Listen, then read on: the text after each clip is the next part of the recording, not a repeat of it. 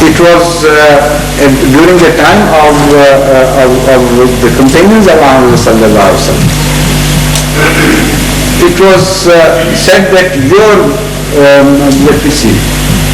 Do you remember that incident about Hadhrat Ali? Do you remember?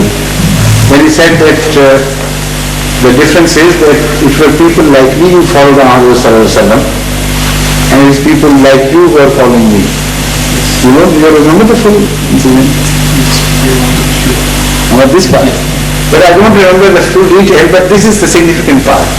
Somebody objected to Hazrat Ali Karamallah wajah, that things have so much changed in your time from the things which were prevalent in the time of Ahmad sallallahu alaihi wasallam.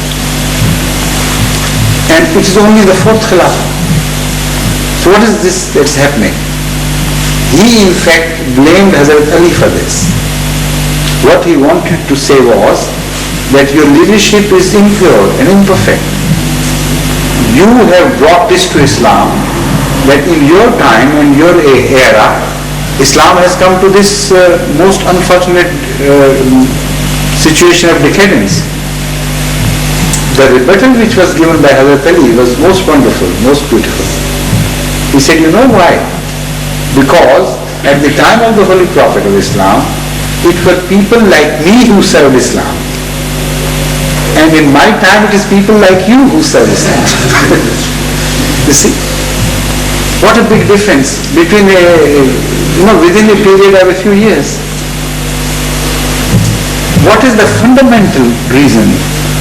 What is the most important thing which is responsible for this change?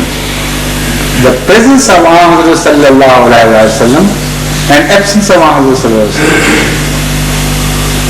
The book was the same, the companions were the same, the traditions were kept intact at that time. There were no interpolations in traditions of as we find today. So nothing had changed. But one most important factor, that the one who is referred to by the Holy Quran as Yuzakki him was not there anymore. So those who say after the message has been perfected, after the final book has been revealed, why should there be any need of a new prophet? This should be enough rebuttal to them. In fact, there is a need, there was a growing need, and with the passage of time, the cry rose higher and higher until it reached the highest of the loftiest skies, heavens. And this was the demand of the time, that Muhammad Mustafa is missing. He is missing. Until it became the cry of every atom of this universe. That is the difference which is made between the presence of a Muzakki and the absence of a Muzakki. Although the companions are also Muzakki, that is purifiers, to a very great degree. But they do not have that constant, perfect contact and communion with God which prophets have. And the quality of purification which is imparted to prophets is not to be compared with the quality of purification which is imparted to caliphs or other companions. And particularly when the Caliphate of Islam came to an end, so early unfortunately, after that there was just chaos, and there was not a single person, a single personality around him, around whom the process of purification could be built. So if for no other reason, a prophet of God must come for the reason of purification. But that's not all. This verse continues to mention some other aspects of prophethood. That is, yu'allimuhumul kitaba. The book remains the same, but it is taught so differently later on. When one mu'allim, the one who has received guidance from Allah himself, is no longer there, the same book is taught so differently, as if it were two so many different books. Now the Holy Quran remains the same, there is no doubt about it. But the Holy Quran of Brahmi sect is so different from the Holy Quran of Wahhabi sect, as if they are two different books. The same verses are interpreted so differently that one is shocked.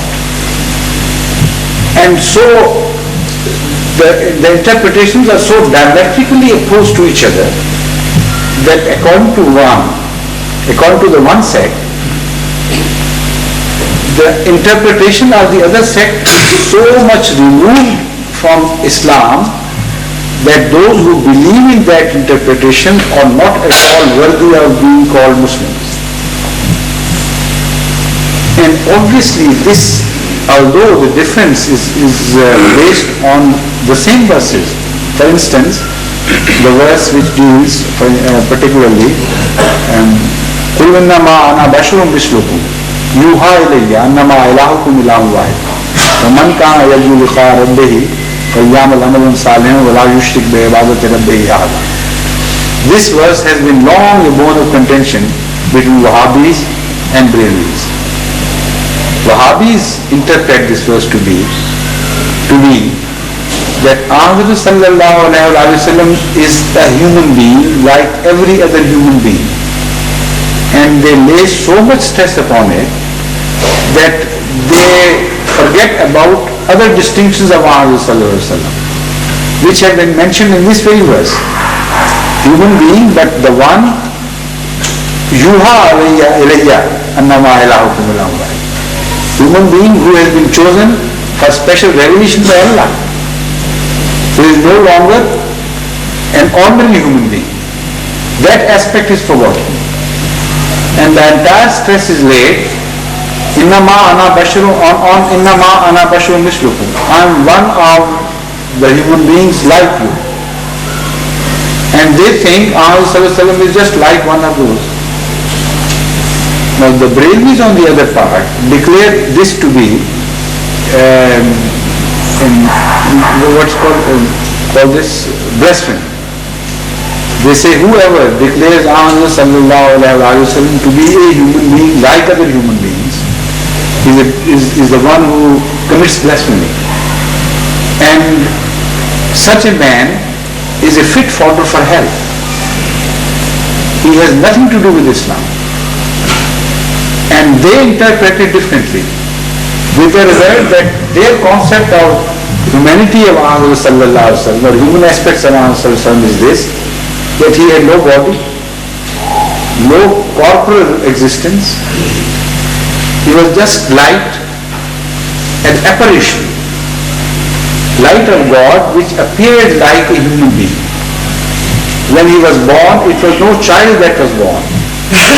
It was just light of God that was born.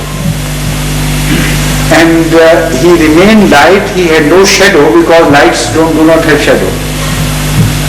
And all that he did by way of eating or, performing other acts of human interests, they were just a sort of apparition and appearance.